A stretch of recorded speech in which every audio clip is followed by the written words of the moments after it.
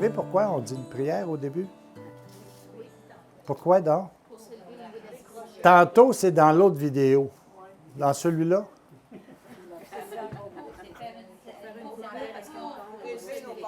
C'est ça, c'est pour se détacher complètement de cette attraction terrestre pour dire maintenant, on travaille dans un nouveau domaine, c'est le domaine de la spiritualité.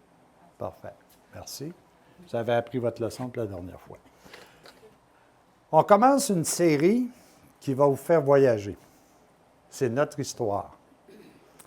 Puis là, probablement que plusieurs d'entre vous vont se dire « Ouais, où t'as pris ça? » La réponse sera la même à la place où je l'ai cherché.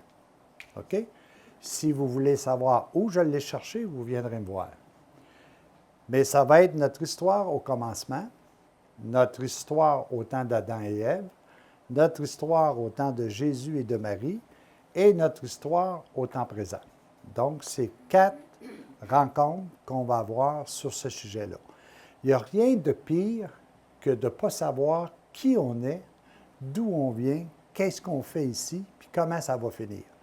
Quand vous êtes capable d'avoir un panorama de votre vie, vous êtes capable de vous situer à l'intérieur et vous êtes capable par la suite de pouvoir dire c'est-tu la bonne décision que je dois prendre? Est-ce que c'est vers ça que je vais? Est-ce que je suis correct dans mon cheminement? Mais je sais que je ne suis pas l'œuvre d'un hasard. Ce n'est pas le hasard qui a fait que Roger a rencontré Carmela et qu'est apparu Jacques. Ce n'est pas un hasard. C'est une situation qui est incluse à l'intérieur de ce que moi j'appelle une éternité. Et là, je vais essayer rapidement, OK? On a beau dire, et Carole est témoin de ça, on a entendu parler de ça dans la fin des années 70, puis on est encore en train de l'approfondir. Mais il faut qu'à chacun de nous, on soit capable d'avoir dans notre petite ligne des semences qui vont nous permettre un jour de comprendre ce qu'on va se dire. Attendez-vous pas à tout comprendre, là, parce que si vous comprenez tout, moi, je viens de perdre ma job. Je ne serai plus obligé de le répéter. Mais prenez ce que vous pouvez prendre et par la suite, vous verrez dans l'exercice de cette situation-là s'il y a des choses qui s'apparentent aux différentes étapes de votre vie. OK? Ta vie a commencé quand? Quand tu es né. OK. Pas mal. Quand même, on a ça. La chance qu'on a, on est plus vieux qu'elle, donc ça fait plus longtemps qu'on est au monde. Bon.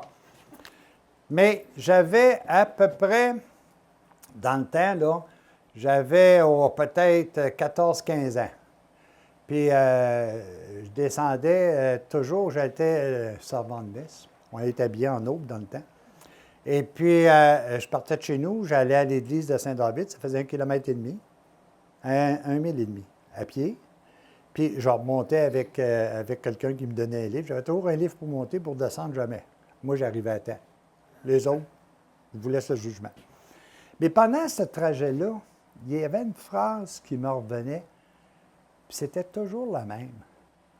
Puis je me disais, un jour, je suis certain que si je cherche, je vais trouver la réponse. La question que j'avais, c'est qui ou que suis-je?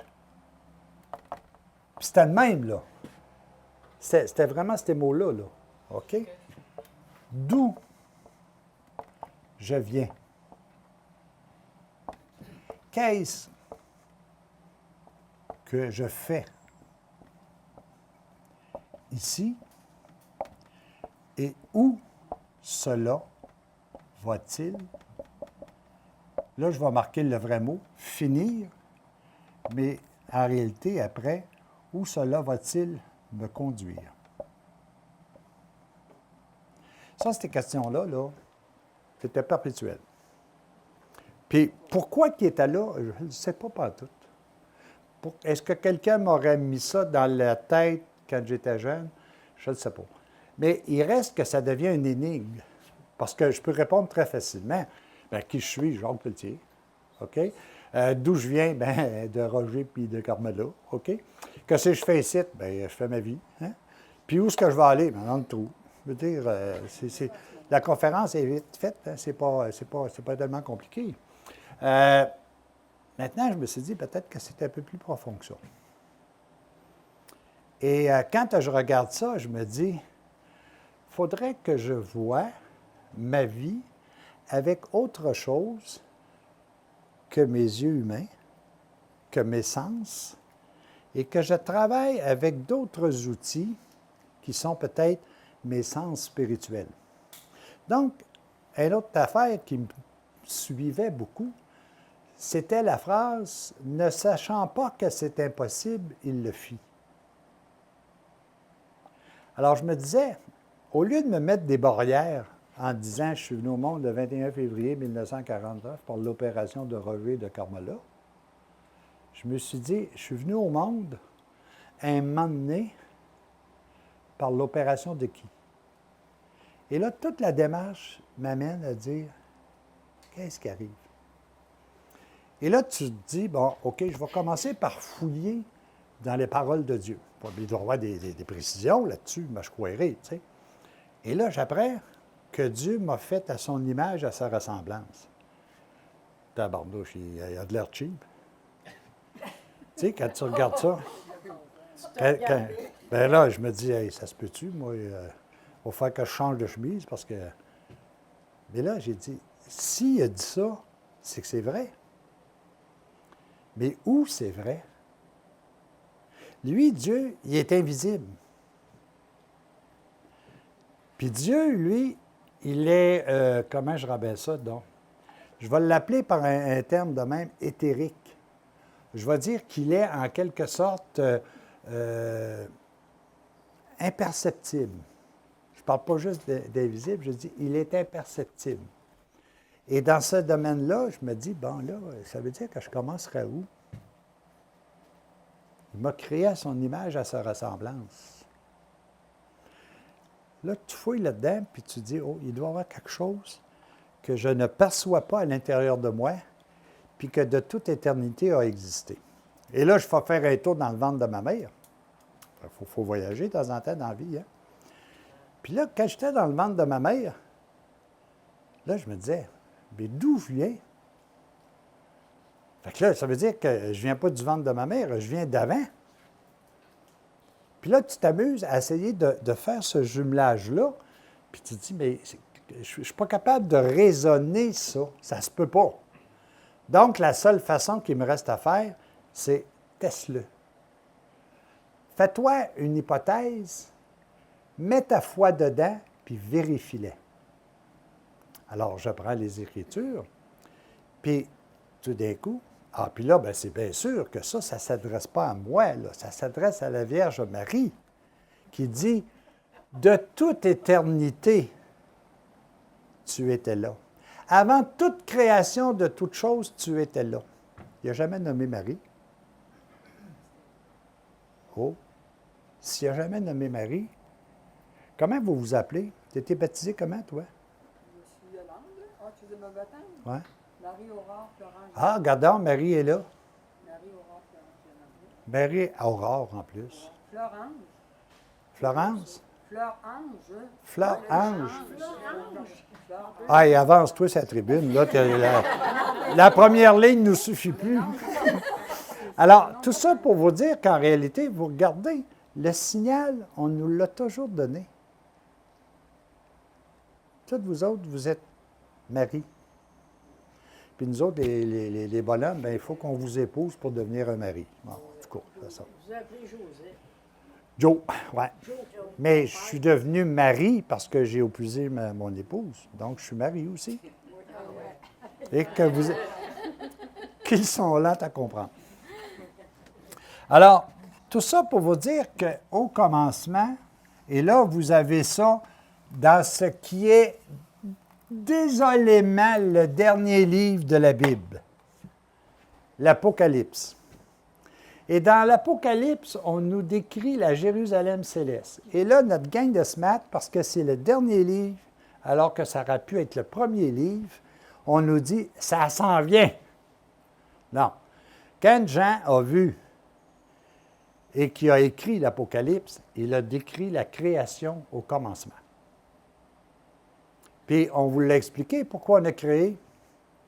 Ben, pourquoi on a créé? Excusez-moi, mon Dieu. Ah, c'est ma petite pointe qui parle, là. Pourquoi on a créé? Pourquoi tu as des enfants? C'est le dénominateur commun. Y a-t-il quelque chose de plate que d'être tout seul puis de te promener? Y a-t-il quelque chose que je peux aimer ici, là, puis que la seule affaire que tu vois, c'est toi? Il a fallu que tu crées. Tu n'as pas créé pour être aimé. Tu as créé parce que tu es amour. C'est une grosse différence. Le bon Dieu, là, je m'excuse, là, votre humilité va en souffrir, mais Dieu ne vous a pas créé pour que vous l'aimiez. Dieu vous a créé pour que vous vous aimiez alors qu'il sait très bien que vous êtes lui. Ça, c'est une notion excessivement importante. Donc, il dit, je vais créer. Mais là, je vais créer à mon image et à ma ressemblance. Et qu'est-ce qu'il peut créer à ce moment-là? Pardon? Après? Tourne. Qu'est-ce qu'il crée?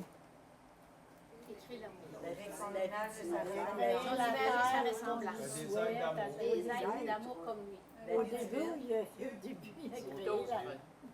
Il a pu créer autre... A-t-il pu créer autre chose que de l'invisible? A-t-il pu créer autre chose que l'invisible? Il est invisible. Il est présent dans l'invisibilité. Vous ne pouvez voir de Dieu, puis en plus, il nous dit que je te vois donc me faire des images de moi. Mais moi, je t'habille, j'en ai fait des statues, j'ai joué tout. Il dit, vous n'avez pas à faire des images de moi. Parce que les images que vous voulez faire de moi, c'est les images que vous pensez que je suis, alors que je suis celui qui est. Et vous ne pouvez pas me décrire. Vous n'êtes pas rendu là. Vous allez être capable de me décrire quand vous allez être dans ce petit triangle-là. Donc, ce que je vais créer, c'est tout simplement ce que je suis. Ce que je suis, c'est invisible. Ce que vous êtes des invisibles. Là, on va dire, il est capoté le bonhomme en avant, là. C'est parce que moi, tout ce que je vois, c'est votre épaisseur. À cause de mes sens physiques. Mais ce que je vois avec mon esprit, c'est votre vie qui est invisible. Mais vous êtes vivant. OK? Dans les Écritures, on dit, il y avait au ciel un trône, sur lequel, puis la dernière fois que j'ai fait ça, ils ont dit, bon, ce vieil il est franc-maçon. Ah. C'est parce que c'est le même symbole. OK? Mais sur le dit trône, il y avait celui qui siégeait. Il ne l'a pas identifié. Il a dit, sur ce trône siégeait celui qui est.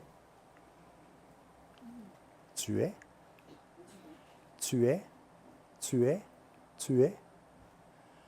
E-S, pas H-A-I-S. E-S. Tu es. Et sur ça, autour de ce trône, il y avait... Là, les jeunes, là, n'écoutez pas, là, mais il y avait 24 vieillards, 24 trônes sur lesquels siégeaient ces vieillards.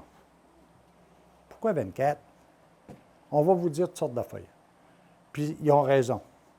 C'est les 12 tribus d'Israël, c'est les 12 apôtres, c'est ici, c'est ça, puis ça fait 24. OK? Ça peut être des cycles, là, aussi.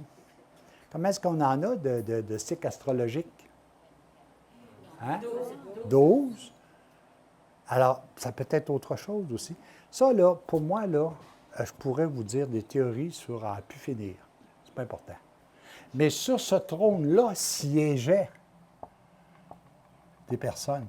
Et ces 24-là représentent l'humanité. Il y avait à l'intérieur 7 archanges qui correspondaient à quoi?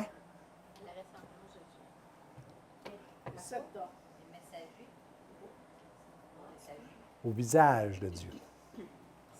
7 dons de l'esprit. Les 7 dons de l'esprit. Bon. Après ça, ah ben là, je vais vous montrer ça. Vous allez voir que c'est clair. Vous avez seulement qu'à le lire.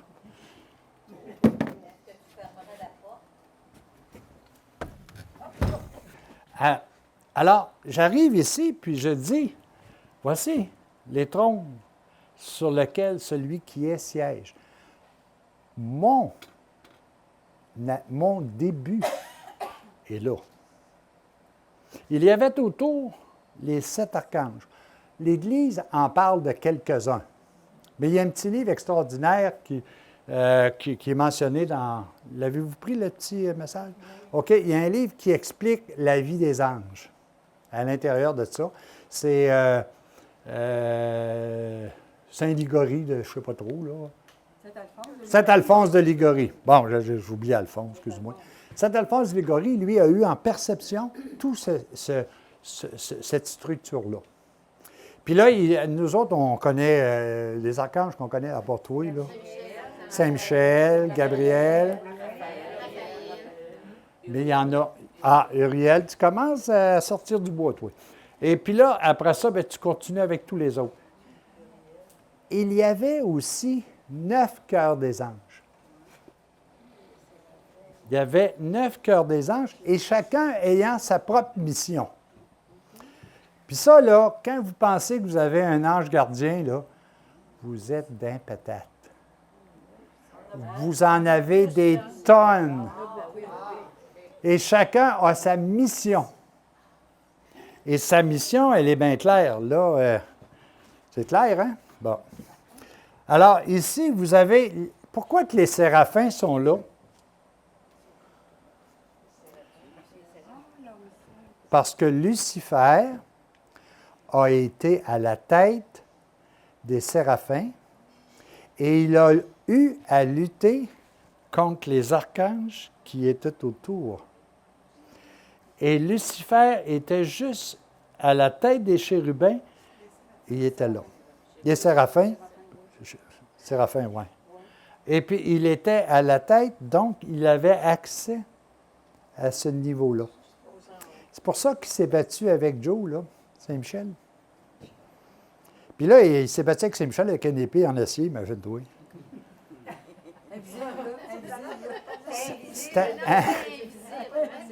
C'était à quoi l'épée? Imaginez-vous donc que toi, Saint-Michel, là, il se battait avec Lucifer, qui lui est un être invisible, avec une épée, il devait passer à travers à tous les fois, ça change là. La pensée. La pensée est la puissance de la volonté. Qui est comme Dieu?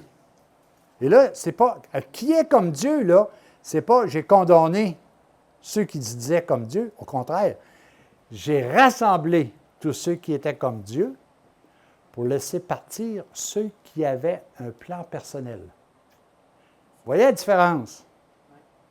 Qui est comme Dieu? Je rassemble mes troupes pour lutter contre ceux qui ont leur plan personnel. Là, je suis rendu plus loin, là, je viens de sauver du temps. Bon. Les séraphins, ils sont là pour... ben, comment je vais faire ça, là? En tout cas, copain. Bon. Alors, les séraphins sont là pour m'enflammer. Quand Adam et Ève ont quitté, le paradis terrestre a été quoi, donc? Fermé, hein? L'avez-vous trouvé? L'avez-vous cherché? On a essayé, on ne l'a pas trouvé dans quel pays. Hein? Oui. Puis ils disent qu'il a mis des chérubins pour interdire son accès. C'est facile, interdire l'accès au paradis terrestre. Seulement qu'à changer votre niveau de conscience. Puis vous ne pouvez pas le voir. Puis si je disais que le paradis terrestre est à l'intérieur de vous, vous n'oserez même pas le chercher. Je ne suis pas digne d'être le récipiaque du paradis. Nous ne sommes pas dignes, mais Jésus, en nous habitant, c'est ça qui nous donne le... C'est le même. Ben oui, mais c'est ça. C'est le même. Ça veut dire qu'on est digne. Voilà. Trouve. Au présent. Après ça, tu arrives avec les chérubins. Les autres sont là pour m'enseigner. Tu arrives avec les trônes pour me pacifier. Tu arrives avec les dominations pour les épouser. Ah non, excusez-moi. Pour me commander. Pour me commander. Vous arrivez avec les vertus pour me fortifier. Vous arrivez avec les puissances pour me défendre.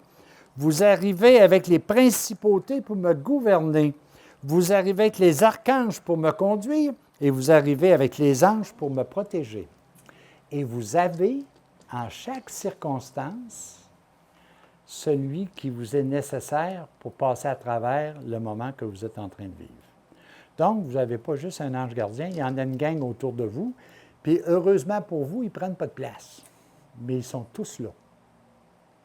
Et regardez ensuite, quelque peu inférieur aux anges, il créa les âmes. Il créa les âmes. Comment Dieu crée? Hein? Oui, après ça. Deuxième étape. Part quelque chose. Il est parti quelque chose ici, là. C'était juste une petite cellule d'âme qui s'appelait, je vais l'appeler de même parce que je ne suis pas sexiste, Adam et Ève, ou Ève-Adam. Et il lui a dit, multiplie-toi. Et c'est pour ça que quand dans la Bible, à partir du moment où ils sont apparus au paradis terrestre, on a dit, voilà nos premiers parents. Mais ils étaient mes premiers parents dans le monde invisible. Pourquoi sont-ils venus ici? Vous êtes toujours responsable de ce que vous avez créé. La mission qui est donnée à un créateur, c'est de conserver sa création. La mission qui est donnée à Dieu, c'est de conserver sa création. Pourquoi a-t-il permis à son Fils de venir sur terre nous donner le chemin à suivre? Parce que c'était sa responsabilité. Adam et Ève avaient également la même responsabilité parce qu'il avait créé mon âme. Et il devait venir en temps et lieu. Quand les gens seraient prêts, il devait venir nous voir pour nous redonner le chemin. Vous connaissez l'histoire, je vous en parlerai la prochaine fois, mais ça a plus ou moins marché sur le sang. Alors, moi, déjà, au départ, je sais que la partie qui est immortelle chez moi vient de là. La partie qui est immortelle, c'est l'âme qui a été créée, mais la partie qui est éternelle part de là comme un germe qu'il place à l'intérieur de mon âme afin que toujours j'ai le désir de retourner et de retrouver mon Créateur. That's it, that's all. Que vous le fassiez en 2070, que vous le fassiez en 70 ans avant JC. JC, vous comprenez que c'est Jésus-Christ. Qui c'est qui vous dit que ce n'est pas Jules César? Ou Jean-Claude? C'est parce qu'on établit le calendrier. Mais le calendrier, c'était le calendrier romain à ce moment-là. Alors, nous autres, on prend, puis regardez comment ça a eu pour effet. C'est devenu universel, peu importe les religions.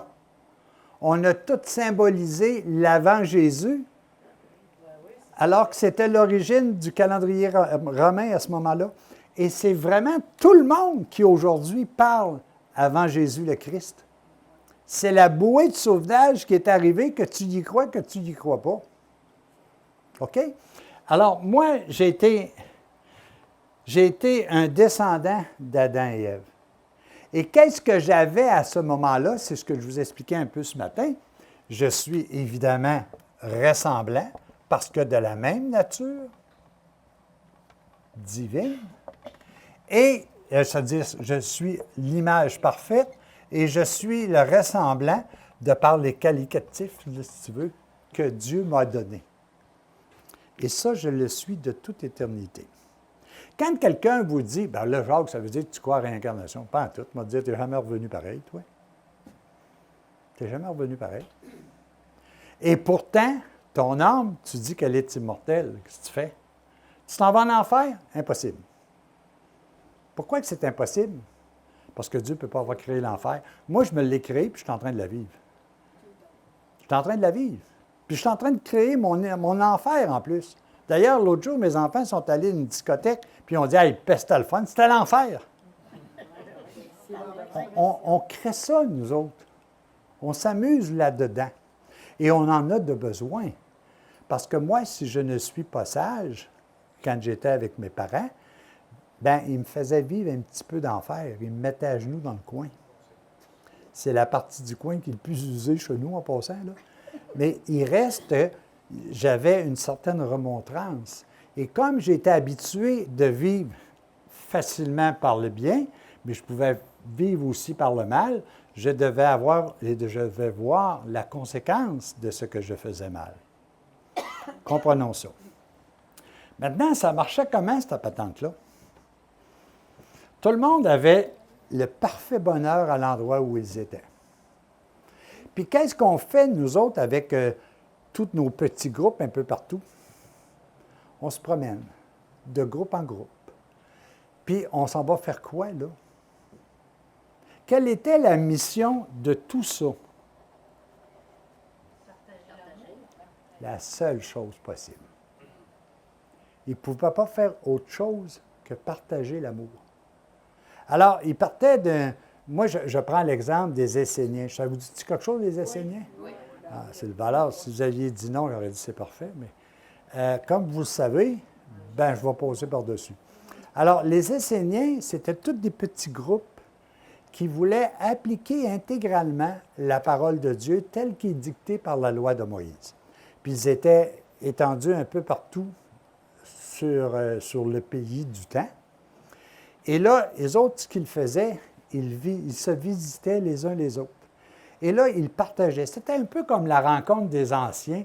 On parle des Amérindiens, puis les anciens arrivaient, puis disaient « Hey, chez nous, là, regardez ce qu'on a vécu. Hey, c'est le fun. Je vais vous donner des nouvelles de Yolande. » Puis là, on donnait des nouvelles de Yolande. Puis on partageait ensemble autour du feu. On réunissait le village au complet, puis c'était le party. On ne faisait que ça, échanger. Et on se promenait ici en échangeant. Et ça, c'était excessivement important de voir cet aspect-là. Pourquoi? Parce que notre bonheur, c'était que de partager ce que je suis. C'est comme si je disais, je voyage à vide. C'est comme si je disais, je voyage sans mon capot d'humain. Et là, je me promenais dans les pensées divines. Après ça, j'ai eu un problème, là, que je vais vous expliquer la prochaine fois. Je me suis épaissi, j'ai décidé de m'habiller, puis là, j'ai vécu la conséquence de ça. Quand tout ça était là, c'était le bonheur éternel. Dieu pouvait être présent partout parce qu'il est partout. Hein? Où est Dieu? Où est Dieu? Dieu est partout. Donc, il est chez toi. C'est vrai? Ben, s'il est chez toi, pourquoi tu ne le vois pas? Là, je ne le dirai pas, mais regardez de même. C'est parce que tu es épaisse. C'est parce qu'en quelque part, on s'est alourdi dans notre intelligence, on s'est alourdi dans nos pensées, et nos pensées ont baissé. Puis la vision que j'ai ici est différente, je n'irai pas, est différente si je suis en bas. C'est un exemple que je vous donne. Élevez-vous, puis vous voyez différemment. Regardez, montez dans un gratte-ciel, allez sur le toit, puis regardez la ville. C'est très différent que si vous êtes dans le sol du métro. Mais c'est la ville. Vous la voyez de différentes façons, dépendant de la condition dans laquelle vous vous êtes placé. Alors, chacun avait... Ces rôles-là, ici, là, qui sont arrivés, c'est quand on a eu besoin de ça. Parce qu'au départ, ça n'existait pas. C'est quand, à un moment donné, on a décidé de prendre un petit bout de chemin. Puis, à ce moment-là, on a dit, ah ben là, lui, il a besoin d'être enligné, moi, il envoie. Il a besoin d'être protégé, moi, il a envoyé des anges. Il a besoin d'être guidé, je vais y envoyer des dominations. Il a besoin de ci, il a besoin de ça. Et c'est comme ça que leur rôle est apparu ici. Mais il n'est pas apparu dès le commencement, parce que Dieu, il n'y avait personne à enseigner, à protéger, à fortifier, à dominer, puis ce que tu voudras. Il n'y avait pas à faire ça. On était un. Sauf qu'on était dans un, moi je vais appeler ça de même, un paradis terrestre. On était tous parfaits. On avait tous la capacité d'être libres, de faire le bien de la façon dont on voulait. On était parfaits, on était créateurs, on Elle fait tout ça, mais dans un axe de bonté, d'amour. Mais tu dis, on était parfait, on avait toutes les possibilités de faire le bien, mais pour qui le bien, il était tout parfait? Après ça à terre? C'est ça. Ouais. On était tous parfaits. On était Donc, pas sur la terre. non, mais là, il était sur le tableau, là. Mais c'est pour ça, je veux dire, c'était... J'ai dit au début, on est dans un monde invisible. Oui, OK? Dans la partie du petit triangle en haut, c'est encore ça. Parce que ce n'est pas tout le monde qui a pris une débarque. Et dans ce petit triangle-là en haut, tout ça est là. Et la seule chose qu'ils ont, c'est de nous aider. Pourquoi? Parce qu'ils nous aiment. Puis ils ne peuvent pas faire autrement.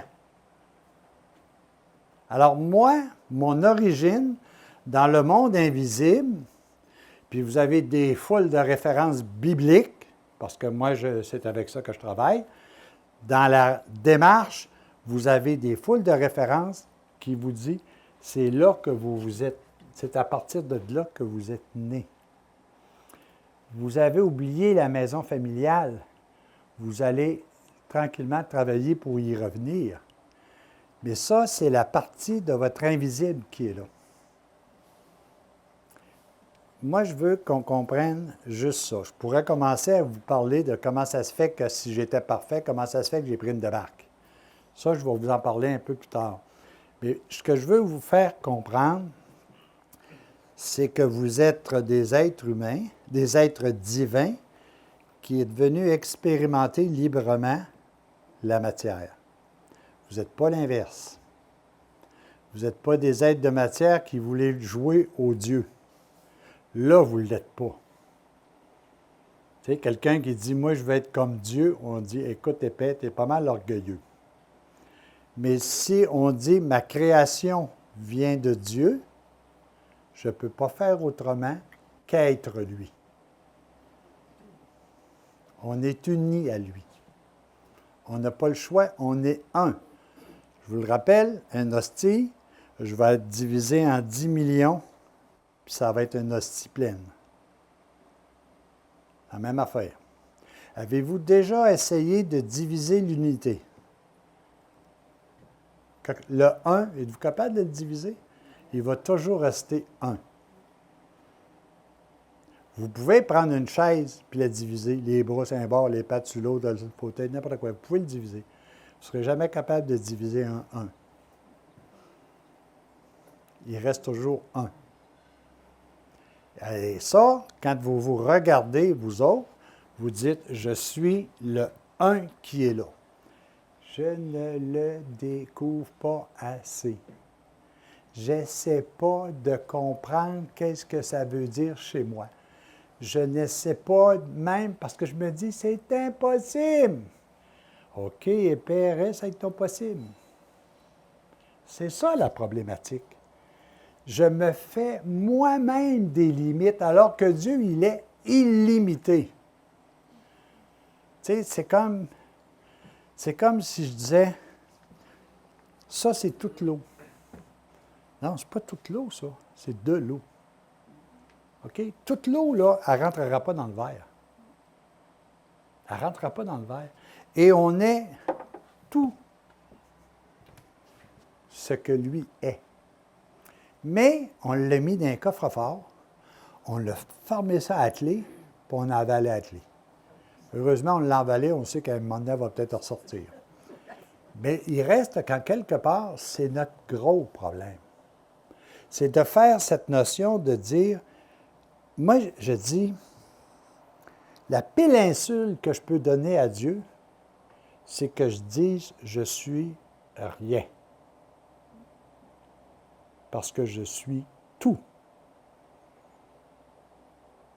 Ça, là, c'est une fausse modestie que de faire à croire que celui qui m'a créé, je le regarde aujourd'hui et je dis, je suis rien. Ah, il va dire, écoute, j'ai fait assez d'efforts pour toi. J'ai même envoyé mon fils se sacrifier pour toi, puis tu as le front de me dire que tu n'es rien. Là, il va dire, tu es vraiment un trou de cul.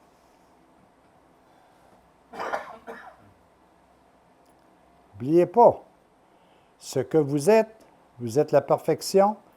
là, je rajoute, non pas en devenir, parce vous êtes parfait dans cette petite capsule-là ici, mais vous êtes en recherche, non pas de développer cette perfection, mais de vous contacter à cette perfection, de vous connecter à cette perfection-là. Ça, c'est l'essentiel même de toute votre vie, ça. C'est à partir de là que vous dites, moi, je sais qui je suis. Regardez, le qui, là, c'est mon divin. Le que, là, c'est le corps. Le qui, là, c'est ce qui est indestructible. Le que, c'est ce qui va changer à 3 fois que je vais faire un lavage. Comprenez-vous? Puis cette notion-là fait en sorte qu'à l'intérieur de vous, vous avez, un peu comme la lampe, Pierre. La lampe, elle est toujours allumée. Mais vous ne vous branchez pas. Vous ne vous branchez pas. Hey, chez nous, là, j'ai un beau téléviseur, 85 pouces, là, tu sais, puis il parle, écoute, les programmes arrivent là, en 4 langues à la fois. Fait que je suis équipé. Mais je ne l'ai pas branché.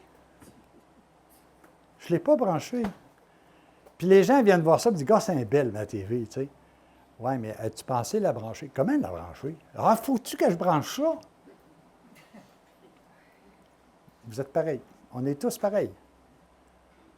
On est un gros téléviseur de l'invisible, rempli de toute la nature divine que Dieu nous a donnée.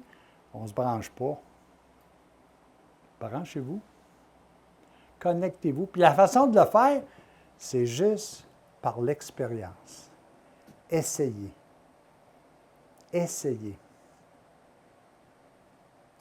Là, à partir du moment où je dis essayez, il y a une gang là, qui disent c'est pas possible.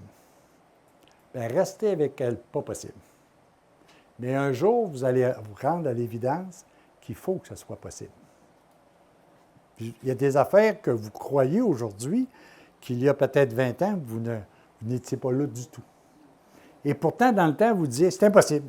Ah, il est capoté, le bonhomme à l'autre bout. Là. Hey, toi donc. Hey, c'est pas tout ça. Il fait des exorcismes. Qu'est-ce que c'est ça? Jusqu'à temps que tu n'aies fait une coupe, là, tu comprends. Puis c'est des choses qui sont là. C'est de l'aide qui nous est donnée. Alors, c'est pour ça. Puis les anges. Ah, les anges. Hey. Puis pourtant, moi, elle m'a donné un coup de main l'autre jour, puis j'ai dit, tu es un ange pour moi. Pourquoi? Parce que je n'étais pas capable de voir l'aspect ange invisible chez elle. J'ai vu par rapport à ses gestes. Et là, j'ai dit, tu es un ange pour moi. On utilise le même langage de l'invisible pour le visible, puis on s'imagine que ça n'existe pas. On est-tu cave? Alors, c'est pour ça qu'en quelque part, je vous dis, toute cette structure-là, elle est dans votre petit triangle ici. Puis la seule chose qu'il vous reste à faire, c'est de vous connecter. Puis la seule façon de vous connecter, ça prend un fait physique, un fil. Ça prend une extension, pour moi, tu comprends ça, pour aller te brancher. Là, ce que je fais, moi, là je vais me brancher à Astérix et les Gaulois. Bien là, je vais vivre comme eux autres, je vais chercher la potion magique. Ou bien non, je vais, à l'inverse, je vais me brancher au sport. Et là, je vis dans le sport. Ah non, mais je vais me brancher avec... Ah, il y en a tellement, surtout que là, avec... bon. Je vais me brancher au cahier culinaire. Hey, là, on va avoir des recettes. T'es branché, là. As-tu pensé de brancher, là? As-tu pensé faire en sorte de faire des actes en disant, moi, je vais méditer? Laurent m'avait dit un jour, non pas Laurent, Monique. Bon, c'est à peu près pareil, là, mais Monique m'avait dit un jour, comment est-ce que, tu vois, je l'ai perdu. Monique m'avait dit un jour, hey, c'est bizarre, hein? Ça veut dire que vous ne deviez pas l'entendre. Bon. Alors, pour en revenir à mon histoire, c'est que tout ce centrage-là est là à l'intérieur. Et puis, tout est présent en moi. Est-ce que j'y vais ou est-ce que j'y vais pas? Est-ce que j'accepte? Est-ce que je pense divin? Ah, je l'ai trouvé. Dans tel cas, J'avais un problème. Puis, je parle de ça à Monique. Monique a dit, pose-toi juste une question. Que ferait Jésus à ta place? Et là, je viens chercher ma réponse là. Et là, quand tu dis, que ferait Jésus à ma place? Que ferait Dieu à ma place? C'est pas lui qui le fait, c'est toi. Puis toi, là, tu n'es pas indissociable. Il n'y a pas une partie de toi là, qui est Dieu, puis que l'autre qui est... Vous êtes en osmose. Vous êtes en fusion avec la mauvaise chose. Mais on veut être en la fusion avec la totalité du bonheur qui est là. Monique a dit, qu'est-ce que Jésus ferait à ta place? Savez-vous ce que ça m'a porté à faire? Qu'est-ce que ça m'a porté à faire, vous pensez? Non, pas en tout. Pas en tout. Pas en tout. Voilà. Je pensais jamais qu'il y avait autant de sagesse en cette personne. Je me suis mis à chercher. Mais là, j'ai dit, ah ben OK, c'est correct. Que ferait Jésus? Bon, ben c'est correct. Ah, et Jésus, je ferais quoi? Non, non, hey, l'épée, cherche. Puis tu vas trouver. Hein? L'exemple que j'avais à un moment donné, c'était un bonhomme qui travaillait avec moi. Puis elle m'a dit, il m'invite à aller luncher, je vais luncher avec. Puis il dit, Jacques, j'ai un problème. Ah oui, ben t'es chanceux. Mais je pense que je vais en avoir un, moi, là. Et il dit, je suis jaloux de ma femme. Et là, mon problème, c'est, il n'y a pas de raison. Non. Il dit, je suis jaloux de ma femme, qu'est-ce que je fais avec ça? Qu'est-ce que tu veux que je dise, toi? Moi, il n'y a pas... J'aurais pu lui dire, écoute, tu n'as pas raison d'être jaloux pantoute. Hey, regarde-les, là. Toi et moi, là. Ah. Mais non, j'ai gardé ça à l'intérieur. Puis, j'ai dit, qu'est-ce que Jésus ferait avec ça? Et là, je suis arrivé chez nous et j'ai cherché. Et j'ai regardé les Écritures, jalousie. Ça a pris 2 jours à peu près. Et j'ai trouvé la réponse que Jésus lui donnerait. Savez-vous c'était quoi? Tu es jaloux, tout simplement parce que tu n'aimes pas assez. Et là, j'ai été rencontrer mon chum, puis j'ai dit, es-tu prêt à avoir la réponse? Bien, du certain. Mais j'ai dit, je te dis, là, ça va donner un choc. Bien, il dit, comment ça va donner un choc? Et lui pensait que je trouverais des excuses. Bon, j'ai dit, c'est bien simple, tu es jaloux parce que tu n'aimes pas assez. Et voilà. Il me parle encore. À distance. Puis il est encore avec. Alors, tout ça pour vous dire qu'en réalité, qu'est-ce que j'ai fait? Je suis parti d'une problématique qui était la mienne et je me suis branché là. Et là, j'ai posé la question physique parce que moi, je n'ai pas le choix. Je suis physique. Qu'est-ce que ferait Jésus avec ça? Mais que ferait Jésus avec ça? Ce n'est pas en me disant, je vais me concentrer et il va me le dire. Non, non, il faut que je cherche. Ça va venir de l'intérieur, mais j'aurais fait l'effort de chercher. Et là, c'est marqué dans les Écritures, au mot jalousie, c'est marqué, tu es jaloux parce que tu n'aimes pas assez.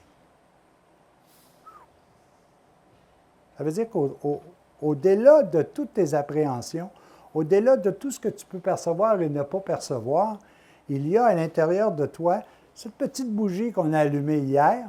Puis cette bougie-là, elle comporte, elle n'a pas dans la flamme, elle n'a pas de je vais appeler ça des coris. Je sais pas, ça vous dit quelque chose, ça, des coris, des cochonneries, là, des chicories. Bon, ben, c'est quoi?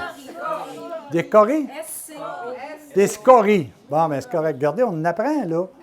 Hein? Regardez ce que le Seigneur a fait pour moi, là. Moi, je suis moins épais. J'ai paru épais tantôt, mais en tout cas. Mais là, tout ça pour vous dire qu'il n'y en avait pas dans ça. Et quand j'ai fait ma démarche, j'ai évité. Je n'ai pas été chercher à l'intérieur de quelque chose qui est déjà brisé, c'est-à-dire mon jugement, mon intelligence, mon amour. Hein? J'aurais pu dire, hey, attends, vous m'avez dit en affaire, moi, je te la redresserai, la bonne femme, là. Tu sais? Alors que c'est lui qui est le problème. Puis là, je peux te... Et là, dedans, il n'a pas mis personne de coupable. Il a juste dit, parce que tu n'aimes pas assez. Parce que tu n'aimes pas assez. Comment ça se fait que lui, il a un job, puis que moi, je ne l'ai pas? Parce que tu n'aimes pas assez ta job. Ça vous dit quelque chose? que ceux qui ont des oreilles entendent. Alors, la première partie, dites-vous que votre création, elle est dans l'invisible et que vous ne pourrez jamais effacer. Personne ne peut détruire ce que Dieu a créé. Tout ce que l'on peut faire, c'est l'ombrager. Essayez de couper un arbre, il va repousser. Pas le même arbre, il va repousser pareil. Essayez de détruire la terre, elle va se revigorer. Mais là, on va avoir un problème. Parce que pour faire repousser l'arbre que j'ai abattu, ça a pris 400 ans. Je ne le reverrai pas, moi. Je ne pense pas, du coup. Alors, ce que je veux vous dire, c'est que tout est là pour se régénérer. Mais pas se régénérer dans mon temps à moi, se régénérer dans le temps. Et quand on dit « je suis en train de détruire la nature », oui, je suis en train de détruire ma nature de mon temps. Mais faites-vous-en pas, la nature, elle sait bien se défendre. Et ma nature divine, elle sait pas mal mieux se défendre que ma nature physique. Et malgré toutes les conneries que je peux faire, elle va rester de façon immortelle en moi, jusqu'à temps que j'aie le brin de sagesse et une intelligence éclairée de me dire « Hey, j'aurais peut-être le goût d'aller me brancher. » Puis pour me brancher, c'est faire un acte de divin. Je ne me brancherai pas en lisant tous les livres dans ma bibliothèque. Je vais me brancher en mettant en pratique ce qu'il m'a dit de faire. Aime ton prochain. Je te garantis que tu vas comprendre Dieu. Aime Dieu, tu vas comprendre ton prochain. C'est aussi simple que ça. C'est pas compliqué, là. Mais la phase que je vous dis, à cette heure que vous savez ça, mettez-vous en action. Si vous ne vous mettez pas en action, peut-être que je vous ai dit des belles choses, mais c'est de la foutaise. Si vous allez tester, si vous allez vérifier, vous allez arriver là. Puis vous allez vous apercevoir qu'individuellement, vous n'êtes qu'un. Particule d'une belle hostie qui a été ficelée en, je ne sais pas où est-ce qu'on est, là, 6 milliards de personnes. Tu es capable de me les nommer? Une après l'autre. Par ordre alphabétique, grec. Alors, tu sais, tout ça pour vous dire qu'en réalité, on est tous pareils. On est tous un, mais on est un à partir de là. Quand on prit une débarque, là, on s'est maquillé. Il y a un bout de temps qu'on a eu de l'air d'un centaure, un bout de temps on a eu de l'air d'une sirène, un bout de temps on a eu...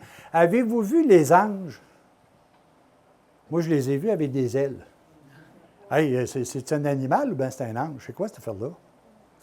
C'est tout ce que moi je vais appeler de la mythologie qui a fait qu'à un moment donné, on a essayé d'établir une transition entre ce que l'on était et ce que l'on est devenu. N'oublions jamais qu'on est toujours ce que l'on est, puis qu'il s'agit de se reconnecter. Point à la ligne.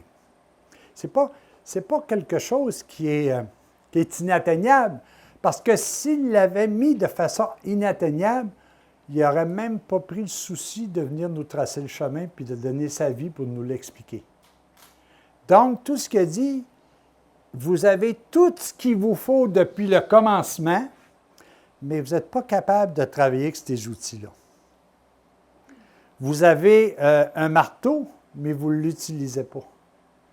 Vous avez une lumière, comment tu appelles ça, donc, un flashlight, OK? Une lumière, une lampe de poche, mais vous ne l'utilisez pas, vous ne l'allumez pas. Hein? Quand on dit « je suis pris dans le bois, quelqu'un me donne la lumière, tu l'allumes, tu dis « ah, c'est ce titre que je suis ». Parce qu'il n'y a pas de batterie, des fois. C'est ça, dans la lampe de poche. D'autres, ça me fait penser à une histoire, ça. Ça me fait penser à un moment donné, deux gars qui sont dans le désert, puis ils s'en vont avec un auto, tu sais, bang, ils rentrent dans un arbre. Là, ils reculent, puis ils avancent, puis ils rentrent dans le même arbre. Bang! Un autre coup. Le gars, il regarde l'autre, il dit, sais-tu, il dit, on n'est pas sorti du bois. c'est exactement ce qu'on vit. C'est drôle, hein? C'est drôle, hein? Mais c'est exactement ce qu'on vit. On recule, puis on s'en repète la gueule. On recule, on fait pareil, puis après ça, on dit on n'est pas sorti de la matière. Alors que nous autres, on est là. Entre les lignes. C'est l'orgueil. Oui. À un moment donné, avec Laurent, il avait un problème avec une personne qui dit comment est-ce que je parle à ça? Il avait un problème. Il dit vois-le comme il est et aime-le comme il sera. Alors, je vois dans toute la signification de ton dessin, c'est seulement que l'amour qui nous amène en haut. C'est pas l'amour, parce que l'amour, c'est ce que tu es. Ouais. C'est l'acte d'amour. L'acte divin. OK. Mais moi, dire une affaire, nous autres, moi là, je vais dire, moi là, OK, je l'accepte comme elle est, mais je l'aime comme elle devrait être. Mais là, je vais la décrire. Elle va dire, elle va avoir une robe bleue, elle va avoir les cheveux blonds, elle va avoir... Et là, c'est comme ça que je fais ça. Mais ce qu'il faut que je vois, c'est que c'est ça qu'elle est. Puis quand tu regardes quelqu'un, puis que tu dis à quelqu'un, aime-le comme il est, ça veut dire aime-le comme tu es. Ouais. Parce que, excuse-moi l'expression, tu es le même parti. Cours aussi vite que tu peux, c'est toi. C'est moi Dieu. C'est moi l'œil. Il est à l'intérieur de toi. Cours, essaye de te cacher. Cache-toi. Regarde, quand Adam et Ève ont fait leur connerie, Adam, Ève, vous êtes où? Ah, nous sommes cachés en arrière de l'arbre. Pourquoi vous êtes cachés? Parce que nous étions nus. Hein? Comment vous avez fait de savoir ça? Hey, il savait-tu qu'elle était en arrière de l'arbre? Puis savez-vous de quoi Dieu les habillait à ce moment-là? D'une peau. Prochaine étape, la prochaine fois, deuxième étape, on s'en va dans le règne d'Adam et Ève. Parce que là, je vais vous expliquer comment ça se fait qu'on n'est pas tout resté fait de même. Hein? Est-ce qu'il y a, je vais juste l'ouvrir, est-ce qu'il y a du mal à être meilleur? Mais non, ça ne marche pas, ça. Ça dépend. Moi, je rajouterais ça dépend. Bon, envoyez donc. Non, je n'irai pas plus loin. OK, ça dépend. Bon. Tu le vois.